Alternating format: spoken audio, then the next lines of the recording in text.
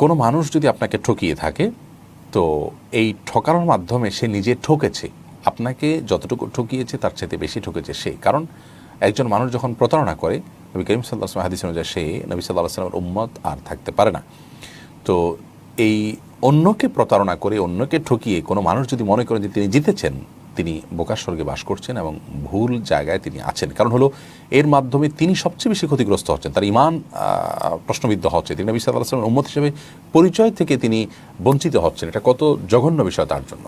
আর এর বিপরীতে আপনি যে ঠকেছেন সেটা খুব দুনিয়াবি কোনো বিষয় আপনি ঠকেছেন, জাস্ট আপনার কাছে খারাপ লাগায় কাজ করছে বা সামান্য কোনো ক্ষতিগ্রস্ত হয়েছেন, এই তো।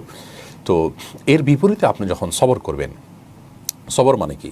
ইন্নামা সবুর ইনদা সাদমাতিল উলা, আপনার এই কষ্ট লাগাটাকে আপনি আল্লাহর কাছ থেকে সওয়াবের আশায়, আল্লাহ তাআলা আপনাকে উত্তম বিনিময় দিবেন, যে ইন্নামা ওয়াফাস সাবিরুনা আজরাহুম বিগাইরি হিসাব, যারা ধৈর্য ধারণ করেন